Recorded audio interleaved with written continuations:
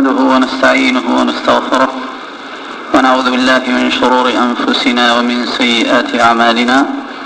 من يهده الله فلا مضل له ومن يضلل فلا هادي له، وأشهد أن لا إله إلا الله وحده لا شريك له، وأشهد أن محمدا عبده ورسوله صلى الله عليه وآله وسلم.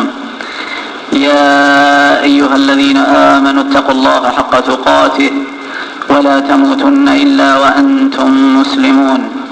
يا أيها الناس اتقوا ربكم الذي خلقكم من نفس واحدة وخلق منها زوجها وبث منهما رجالا كثيرا ونساء، واتقوا الله الذي تساءلون به والأرحام إن الله كان عليكم رقيبا. يا أيها الذين آمنوا اتقوا الله وقولوا قولا سديدا يصلح لكم أعمالكم ويغفر لكم ذنوبكم، ومن يطع الله ورسوله فقد فاز فوزا عظيما. أما بعد، فإن أصدق الحديث كتاب الله تعالى، وأحسن الهدي هدي محمد صلى الله عليه وسلم، وشر الأمور محدثاتها، وكل محدثة بدعة، وكل بدعة ضلالة، وكل ضلالة في النار. معاشر المسلمين والمسلمات والمؤمنين والمؤمنات، أوصيكم عباد الله ونفسي الخاطئة بتقوى الله، وأحثكم على طاعته، وأستفتح بالذي هو خير. كتب الله تبارك وتعالى في سابق علمه، وكتب الله تبارك وتعالى في كتابه الذي هو عنده كل شيء هو كائن إلى يوم الدين. فقد جاء في الحديث الصحيح أن رسول الله صلى الله عليه وسلم قال: أول ما خلق الله القلم. قال: اكتب. الله تبارك وتعالى أمر القلم أن يكتب، قال: اكتب. قال: ما أكتب؟ قال: اكتب ما هو كائن إلى يوم القيامة. فجرى في تلك الساعة بمقادير كل شيء. ومما جاء في هذا الكتاب الذي ذكر ربنا تبارك وتعالى شيئا منه في كتابه المنزل على نبيه صلى الله عليه وآله وسلم، هذه الخصومة التي هي كائنة وقائمة لا تفطر ولا يمكن أن تزول بحال، يمكن أن تخبو في أزمنة معلومة، ولكنها لا تزول من الأرض. قضى الله عز وجل أن تكون الخصومة بين أهل الحق والباطل، بين أهل الإيمان وأهل النفاق، بين أهل الإسلام وأهل الكفر، بين أهل الطاعة وأهل المعصية، بين أهل السنة وأهل البدعة. فهذه الخصومة ماضية إلى يوم القيامة. وإن الله تبارك وتعالى إذا أكرم العبد أول ما يكرمه أنجاه من الكفر وجعله من أهل الإسلام، فإذا أراد أن يزيده رفعه إلى مرتبة المؤمنين وعافاه من النفاق، فإذا أراد أن يحفوه وأن يعطيه من أوسع باب جعله من أهل السنة ونجاه من ضلال البدعة وغيها وباطلها. ولهذا فالعبد أيها الكرام معاشر المسلمين والمسلمات، العبد في هذه الدنيا على هذه المراتب، ولا يزال يعلو ويسمو عند ربه تبارك وتعالى في الدرجات وفي المنازل حتى يبلغ منزلة قد أدركها كثير من الصالحين من أصحاب نبينا صلى الله عليه وسلم والتابعين. وعليك أن تعلم أيها الكريم أن الخصومة أول ما كانت بين أهل الإسلام وأهل الكفر. أول ما كانت بين أهل الإسلام وأهل الكفر. فهذه مكة كانت غارقة في جاهليتها، راضية بباطلها، تعيش عيشة المهمل في تاريخ الإنسانية. فإذا به تظهر هذه النبوة في الأرض، فيتميز الناس، يقولون عنا نحن المسلمين أننا نفرق الناس، وليس كذلك. فإنه جاء في الحديث الذي في البخاري أن رسول الله صلى الله عليه وآله وسلم كان نائما على فراشه، فجاءه جبريل وجاءه ميكائيل، فجلس أحدهما عند رأسه والآخر عند قدميه، وقال له: الرجل نائم؟ قال: العين قد غفت والقلب يقظان. وفي رواية قال: العين نائمة والقلب يقظان. ثم قال له: اضرب له مثلا، أو اضربوا لصاحبكم هذا مثلا. فضربوا له مثلا، وفي الأخير قال: وهو فرق بين الناس. وفي رواية في الصحيح أيضا: وهو فرق بين الناس. الناس عندما يعيشون في الضلال والغواية يظنون أنهم على شيء، فإذا جاءهم الحق قالوا بأنه يفرق. وهذا أول ما رمي به النبي صلى الله عليه وآله وسلم حين قالت قريش بأن هذا الرجل فرق العشيرة. ومتى اجتمعت العشيرة؟ ومتى كانت على شيء؟ إذا دخلت مكة قبل البعثة ماذا تجد؟ تجد مجتمعا هو إلى الحيوانية منه أقرب إلى الإنسانية، ليس فيه شيء يمكن أن يوصف بالإنسانية، حاشا تلك الأخلاق التي توارثها هؤلاء القوم عن آبائهم وأجدادهم. المرأة لا وجود لها ولا قيمة لها ولا شأن لها، وأعظم ما يمكن أن تصبو إليه في دنياها أنها تنجو من الدفن. ذكر ربنا عز وجل حالهم فقال: وإذا بشر أحدهم بالأنثى ظل وجهه مسودا وهو كظيم يتوارى من القوم من سوء ما بشر به أيمسكه على هون أم يدسه في التراب ألا ساء ما يحكمون. وإذا سئلوا لماذا تقتلون البنات زعموا أنه شرف. قال الله تبارك وتعالى: وإذا الموءودة سئلت بأي ذنب قتلت. فالحياة كانت حياة رجالية لا شأن للنساء فيها. ثم بدأ القوم ينظرون إلى حياة هذا الرجل الذي هو عندهم يزعم أنه نبي، فيرونه يعطي امرأته حقوقا لم يألفوها ولم يتعودوها ولم يعرفوها. وأما إذا جئت إلى مجال الإحسان بين الناس فإنك تجد القوي يأكل الضعيف، وأن القوم قد تواطؤوا على إتيان الفواحش وأكل الميتة والمحرمات وما إلى ذلك، حتى ما عاد هناك من ينكر، ما عاد هناك نكير. وأما إذا جئت إلى العبادة فالبلاء فيها أعظم من كل بلاء. فقد كان في الكعبة في فنائها 360 صنما، 360 صنما في بيت بناه إبراهيم، ورفع قواعده هو وابنه إسماعيل. الأيام والليالي تغير النفوس كثيرا، والشيطان لعنه الله لا يزال بالإنسان حتى يصل به إلى أن يعبد حجرا، وليس هناك أضل من هذا. فلما جاء الإسلام قال الناس وهم ينظرون إلى هذا الحق وإلى هذه النعمة التي أكرمهم الله تبارك وتعالى بها، قالوا بأن هذا الرجل جاء يريد أن يفرق العشيرة. ومتى اجتمعت العشيرة على شيء فيه خير حتى يفرقها محمد صلى الله عليه وآله وسلم. لو سألتهم عن إبراهيم لعرفوه، ولو سألتهم عن دينه لأنكروه، لو سألتهم عن رب العالمين وخالق السماوات والأراضين لعرفوه، ولو سألتهم عن عبادته لأنكروها. فمتى اجتمعت العشيرة؟ متى اجتمعت على شيء يمكن أن يوصف بأنه شيء نافع؟ أبدا لم يقع.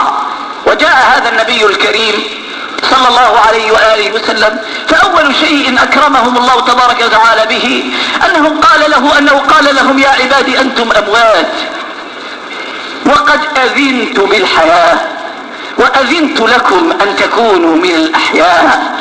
قال لهم: أو من كان ميتا فأحييناه وجعلنا له نورا يمشي به في الناس. تدبروا هذه النعمة أيها الكرام.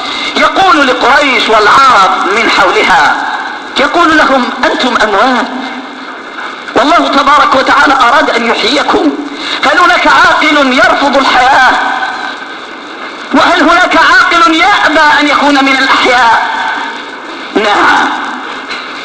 لم يكن هؤلاء يقينا من العقلاء، ولهذا رفضوا الحياة ورفضوا النور الذي أكرمه الله تبارك وتعالى به. فإذا ضربت سفرة سريعة بعد 14 قرنا من الزمن، ماذا تجد؟ تجد بأن الأرض كلها، عربها وعجمها، مسلميها وكفارها، قد أعرضوا عن دين الله تبارك وتعالى إلا من رحم الله. وصار المسلم منبوذا في المجتمع، ينظر إليه الناس على أنه شيء غريب بينهم، ليس له منهم إلا الصدود والإعراض، ليس له منهم إلا العداوة والبغضاء. لما؟ لأن الله تبارك وتعالى قضى أن القلة الطيبة هي التي تتحمل أوزار هذا الدين، وتتحمل أعباءه، وتتحمل تبعاته، وتتحمل عناءه، وتتحمل ثقله. أما عامة الناس فهم أشبه بالأنعام، بل هم أضل إلا من رحم الله تبارك وتعالى. عندما يكرم الله تبارك وتعالى الناس فينقذهم من الجاهلية ومن الكفر ويجعلهم من المسلمين، يقول لهم الله تبارك وتعالى: يا أيها الذين آمنوا اتقوا الله حق تقاته ولا تموتن إلا وأنتم مسلمون. يقول لهم وهو يذكرهم بحال إبراهيم عليه السلام إذ قال له: ولا يرغب عن ملة إبراهيم إلا من سفه نفسه ولقد اصطفيناه في الدنيا وإنه في الآخرة لمن الصالحين. إذ قال له ربه: أسلم، قال: أسلمت لرب العالمين، ولم يفكر ولم يتدبر وإنما أجاب، قال: أسلمت لرب العالمين. ثم توقف عند هذا الحد: كلا، وأوصى بها إبراهيم بنيه. كل وصية نبي لأبنائه وقومه هي لا إله إلا الله، وأوصى بها إبراهيم بنيه. هل وقف الحال عند هذا؟ أبدا. ويعقوب أيضا. وهكذا توارث الناس هذه الملة وحملوها عن علم، وحملوها عن عمل، وحملوها عن يقين، وحملوها عن صدق، وحملوها عن صبر. وأوصى بها إبراهيم بنيه ويعقوب: يا بني إن الله اصطفى لكم الدين، اختار لكم الملة، فضلكم على العالمين، أكرمكم بشيء قد ذهل عنه الخلق أجمعين. يا بني إن الله اصطفى لكم الدين فلا تموتن، إياكم أن تموتوا على غير ملة الإسلام. فإن من عاين أمر الآخرة إذا كان أهل الإيمان وجلهم من الآخرة قد كاد ويصل بهم إلى الجنون، إذا تدبروا أمر الآخرة فكيف بالكفار؟ يا بني إن الله اصطفى لكم الدين فلا تموتن إلا وأنتم مسلمون. إن كنتم شهداء إذ حضر يعقوب الموت، فلما أدركه الموت صانع كما نصنع نحن الأشقياء طلاب الدنيا الذين نلهث وراءها ونعرض عن كتاب الله وسنة نبيه صلى الله عليه وسلم، ونعرض عن ذكر رب العالمين وأرحم الراحمين وأكرم الأكرمين. إن كنتم شهداء إذ حضر يعقوب الموت أوصاهم بالقصور التي تركها، أوصاهم بالأموال التي أودعها، أوصاهم بالسيارات الفخمة التي خلفها، أوصاهم بالأراضي والمزارع التي ذهب عنها وتركها؟ أبدا. وصية كل عبد صالح إذا حضرته الوفاة أن يوصي أبناءه بلا إله إلا الله. أن كنتم شهداء إذ حضر يعقوب الموت إذ قال لبنيه: ما تعبدون من بعدي؟ أنتم على ديني وعلى ملة الإسلام وأنا حي، أخبروني ماذا ستصنعون إذا أنا مت؟ ماذا ستصنعون؟ ما تعبدون من بعدي؟ قالوا: نعبد إلهك وإله آبائك إبراهيم وإسماعيل وإسحاق إلها واحدا ونحن له مسلمون. هكذا فليمت الأب قرير العين. وقد خلف بعده بنينا يذكرون الله تبارك وتعالى ويعبدونه، فيكون هؤلاء الأبناء بركة ونورا شرفا وعزا في كتابه يوم يقف بين يدي ربه يوم القيامة. أين المسلمون من هذا الأمر العظيم؟ ماذا بقي فينا نحن من أمر الخصومة؟ اليهود والنصارى يعادوننا، والله تعجب تقول لماذا يعادوننا؟ بقي فينا شيء من القرآن، بقي فينا شيء من السنة، بقي فينا شيء من اليقين والإيمان، بقي فينا شيء من حب الله وحب رسوله صلى الله عليه وسلم، بقي فينا شيء من الغيرة على حرمات الله وعلى دينه. فلماذا يعادينا اليهود والنصارى؟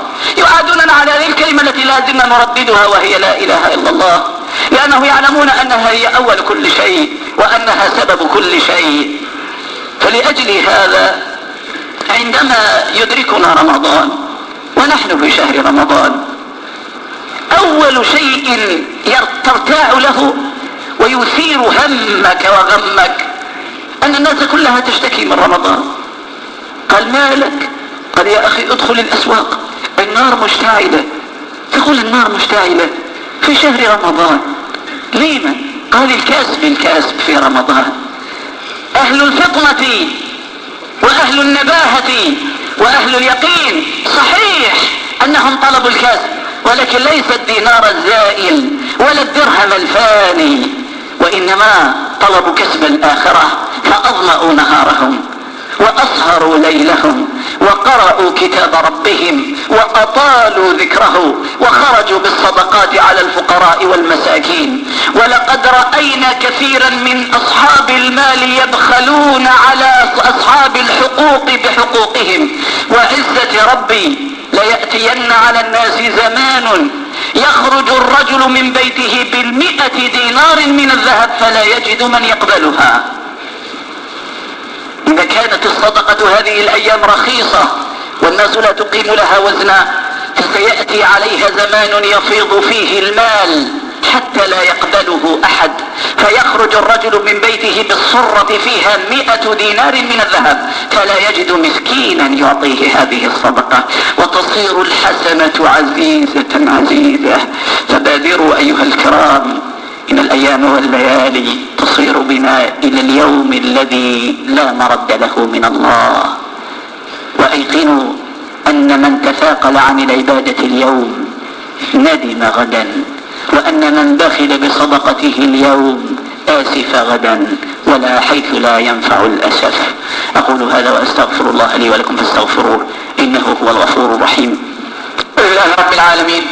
اللهم لك الحمد، أنت أحق من عبد وأحق من ذكر وأنصر من ابتغي وأجود من سئل وأوسع من أعطى وأرأف من ملك. أنت الملك لا شريك لك والفرد الذي لا ند لك، كل شيء هالك إلا وجهك، لن تطاع إلا بإذنك ولن تعصى إلا بعلمك، تطاع فتشكر وتعصى فتغفر، أقرب شهيد وأدنى حفيظ، حلت دون النفوس وأخذت بالنواصي وكتبت الآثار ونسخت الآجال، القلوب لك مفضية والسر عندك علانية، الحلال ما أحللت والحرام ما حرمت والدين ما شرعت والخلق خلقك والعبد عبدك، وأنت الله الرؤوف الرحيم. وأشهد أن لا إله إلا الله ولي الصالحين وخالق الخلق أجمعين وجامعهم ليوم لا ريب فيه. وأشهد أن محمدا عبد الله ورسوله صلى الله عليه وآله وسلم، سيد ولد آدم وفخرهم في الدنيا والآخرة، صلوات الله وسلامه عليه دائما أبدا إلى يوم الدين. أيها الكرام،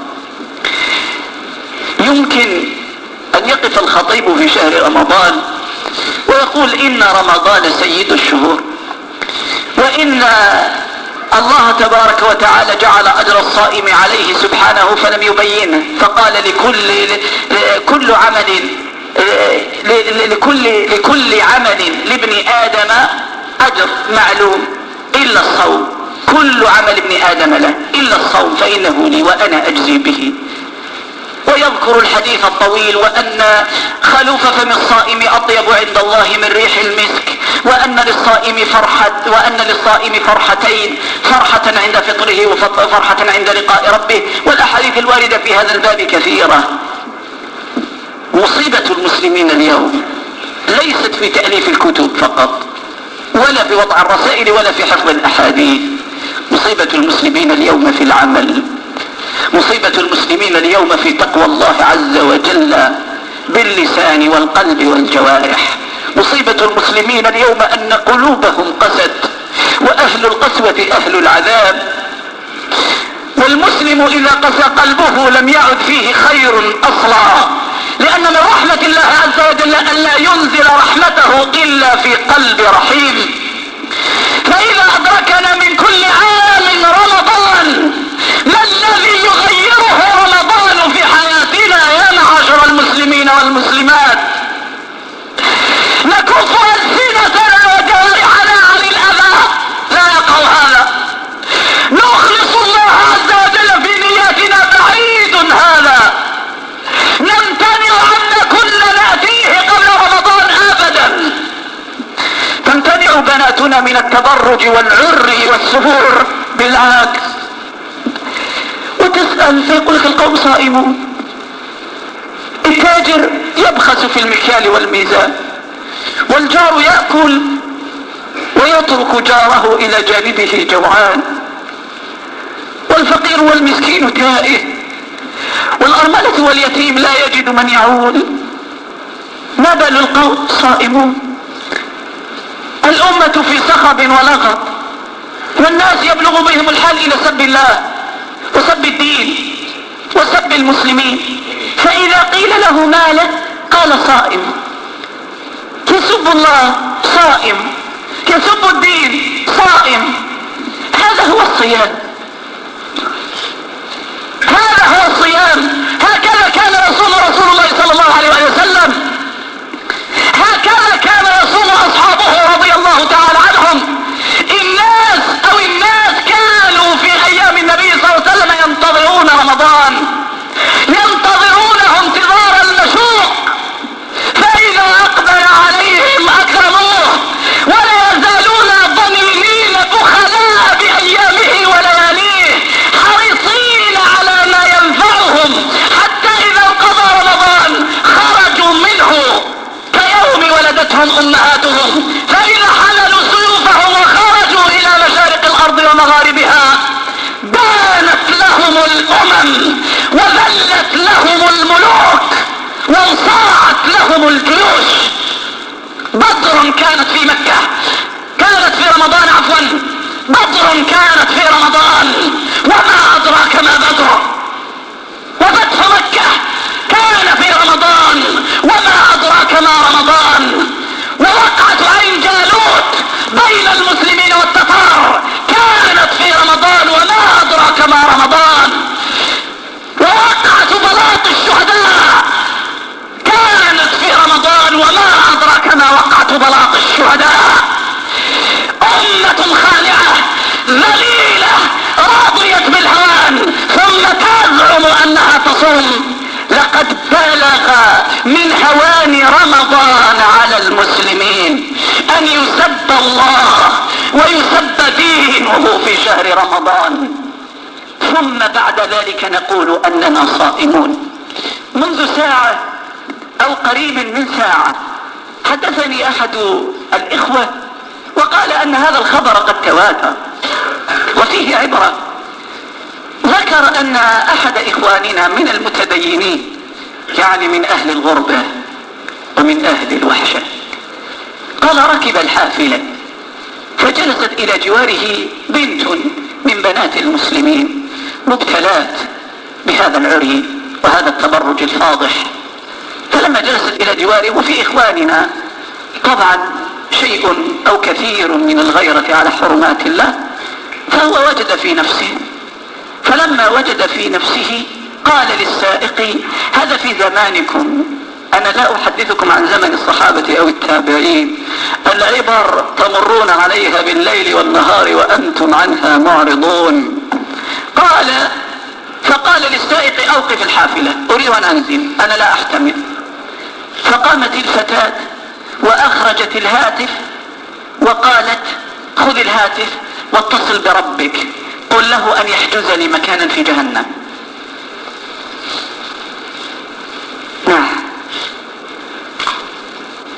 وغضب الفتى وأصر على النزول، وقام السائق وكان رجلا شهما فقال بل هي تنزل وليس أنت، وقال هذا الكلام لا يليق. فلما نزل السائق وجاء إلى الفتاة فلما دنا منها وأراد أن يكلمها وجدها قد ماتت، فكان آخر كلامها خذ الهاتف واتصل برب.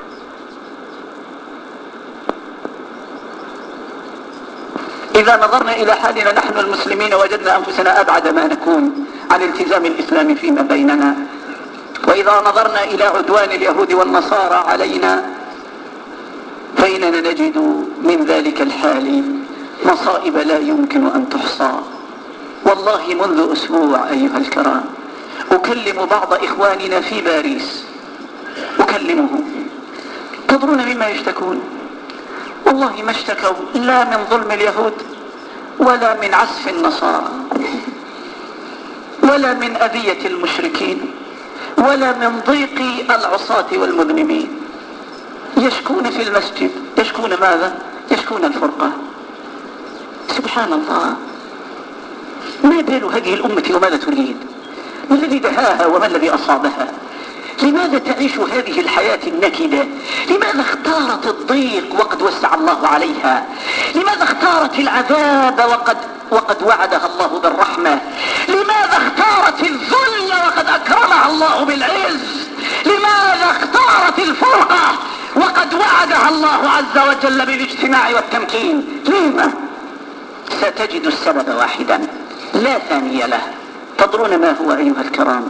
الزعامة وحب الظهور وحب الشرف هو الذي فرق الأمة أول مرة، وهو الذي يفرقها اليوم.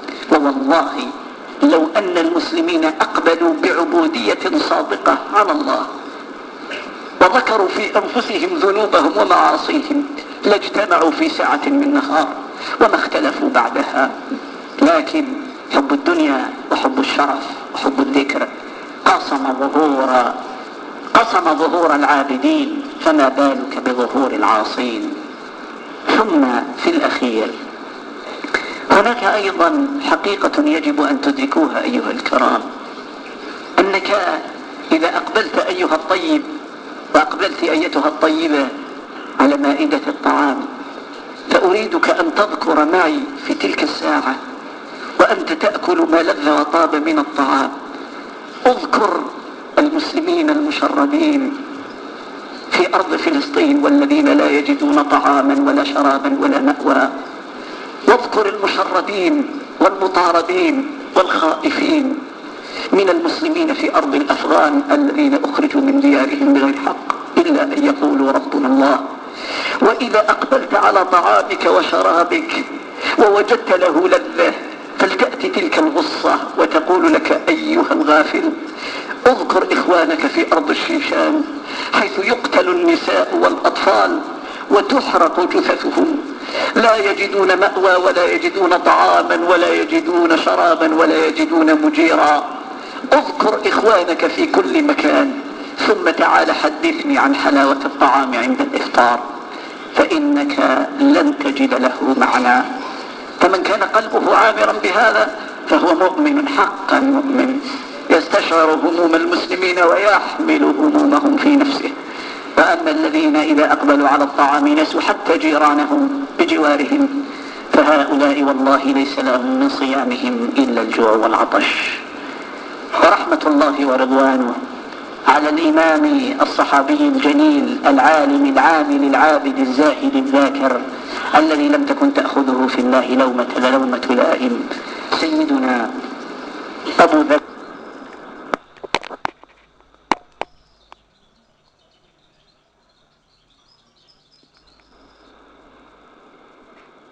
الذي لم تكن تأخذه في الله لومة لائم، سيدنا أبو ذر الغفاري رضي الله تعالى عنه. ذكروا أنه كان إذا سمع الأذان أخذ تمرات فوضعها في فمه، ثم بعد ذلك جمع ما عنده من طعام وخرج من بيته يطعم الفقراء ويطعم جيرانه من المساكين.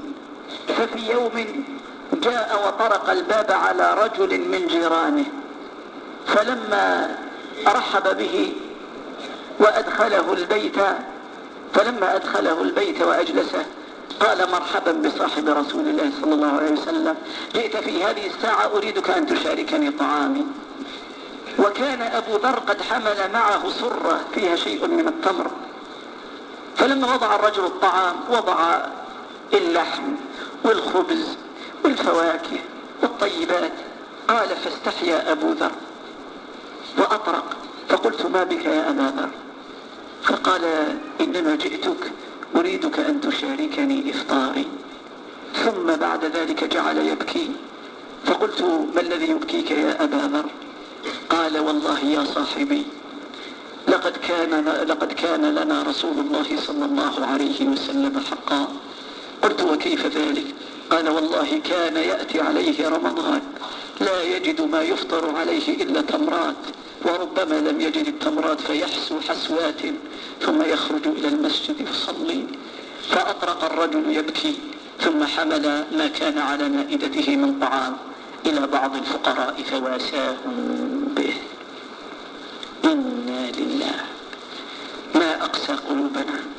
رسول الله صلى الله عليه وسلم في يوم وهو يريد أن يعلم أصحابه هوان الدنيا على الصالحين، فيقول: أتسمعون البذاذة من الإيمان، البذاذة من الإيمان. قال لصاحبه يوما: يا صفوان، ما طعامك؟ ما تأكل في البيت؟ قال: يا رسول الله، أكل الخبز واللحم. الخبز واللحم. قال له: أخبرني يا صفوان، بعد أن تأكله إلى ما يصير؟ فاستحيا الرجل وقال: يا رسول الله، يصير إلى ما تعلم، يصير إلى ما تعلم. فقال: يا صفوان، إن الله ضرب الدنيا مثلا لما يصير إليه طعامك. إن الله ضرب الدنيا مثلا لما يصير إليه طعامك. واليوم كما قال القائل: واليوم صارت الديار بعدهم بلاقع، وصارت القلوب بعدهم خرابا. فإن لله وحده نشكو قسوة قلوبنا، ولله وحده نشكو ظلم ألسنتنا وأبداننا، وإلى الله وحده نشكو غفلتنا وإعراضنا. اللهم إنا نسألك أن تحيي قلوبنا في رمضان هذا بذكرك، وأن تجعلنا فيه من الذاكرين الله كثيرا والذاكرات.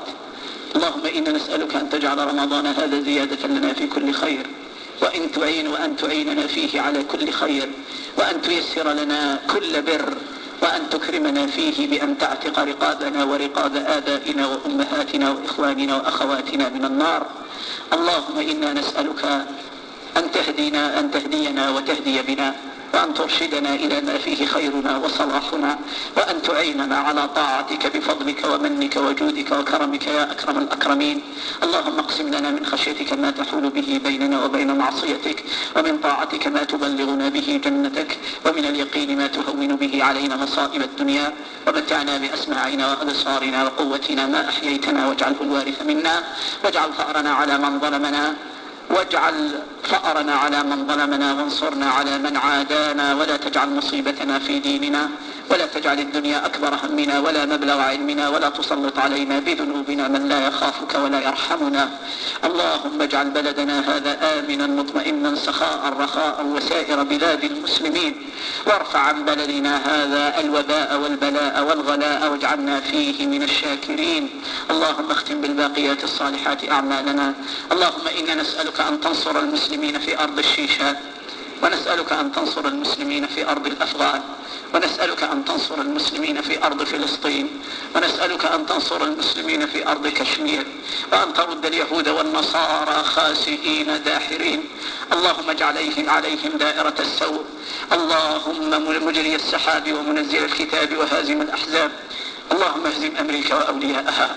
اللهم اهزم اليهود وأشياعهم. اللهم سلط عليهم البلاء من كل مكان. اللهم اجعل عليهم دائرة السوء. اللهم كما أخافوا المسلمين فأخفهم. اللهم كما أذلوا المسلمين فأذلهم. اللهم كما قتلوا المسلمين فاقتلهم. اللهم إنا نسألك أن تعزنا بالإسلام وأن تختم لنا به يا أرحم الراحمين. عباد الله، إن الله يأمر بالعدل والإحسان وإيتاء ذي القربى وينهى عن الفحشاء والمنكر والبغي يعظكم لعلكم تذكرون. فاذكروا الله يذكركم واشكروه على نعمه يزدكم ولذكر الله أكبر والله يعلم ما تصنعون. وصلى الله على سيدنا محمد وآله وسلم، وآخر دعوانا أن الحمد لله رب العالمين. سبحان الله وبحمده، سبحانك اللهم وبحمدك، أشهد أن لا إله إلا أنت، أستغفرك وأتوب إليك. إن الله وملائكته يصلون على الذين يصلون الصفوف، صلوها ولا تقطعوها وكونوا عباد الله إخوانا كما أمركم الله. ادعوا الله تعالى وأنتم موقنون بالإجابة، واعلموا أن الله لا يستجيب من قلب غافل الله. استووا استووا استووا.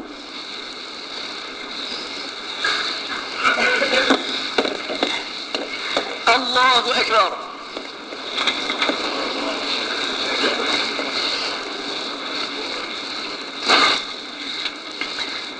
الحمد لله رب العالمين الرحمن الرحيم ملك يوم الدين. إياك نعبد وإياك نستعين. اهدنا الصراط المستقيم، صراط الذين أنعمت عليهم غير المغضوب عليهم ولا الضالين.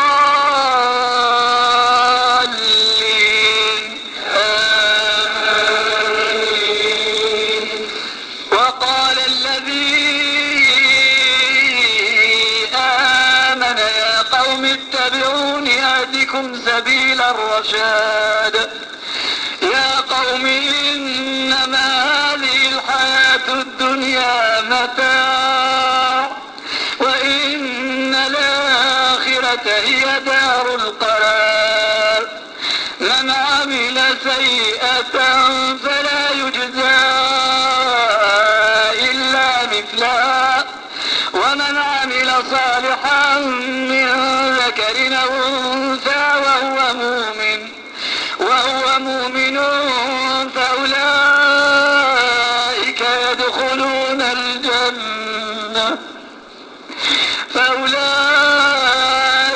يدخلون الجنة يرزقون فيها بغير حساب. ويا قوم ما لي أدعوكم إلى النجاة وتدعونني إلى النار. تدعونني لأكفر بالله وأشرك به ما ليس لي به علم، وأنا أدعوكم إلى العزيز الغفار. لا جرم أن ما تدعونني إليه ليس له دعوة في الدنيا ولا في الآخرة، وأن مردنا إلى الله، وأن المسرفين هم أصحاب النار. فستذكرون ما أقول لكم وأفوض أمري إلى الله، إن الله بصير بالعباد. فوقاه الله سيئات ما مكروا، وحاق بآل فرعون أشد العذاب. النار يعرضون عليها غدوا وعشيا، ويوم تقوم الساعة أدخلوا آل فرعون أشد العذاب. الله أكبر.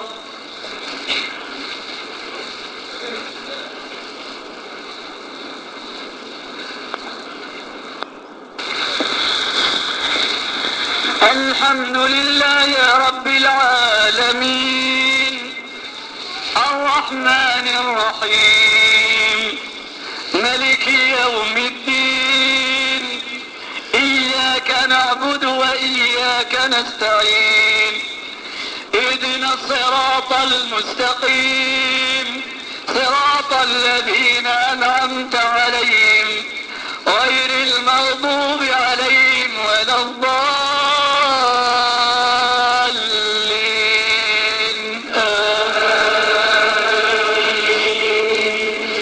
وكم أهلكنا قبلهم من قرن هم أشد منهم بطشا فنقبوا في البلاد هل من محيص إن في ذلك لذكرى لمن كان له قلب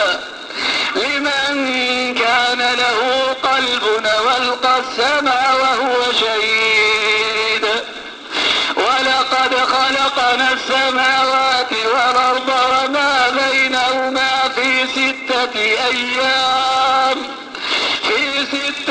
أيام وما مسنا من لغوب فاصبر على ما يقولون وسبح بحمد ربك قبل طلوع الشمس وقبل الغروب ومن الليل فسبحه وإدبار السجود واستمع يوم ينادي المنادي من مكان قريب يوم يسمعون الصيحة بالحق ذلك يوم الخروج إنا نحن نحيي ونميت وإلينا المصير يوم تشقق الأرض عنهم سراعا ذلك حشر علينا يسير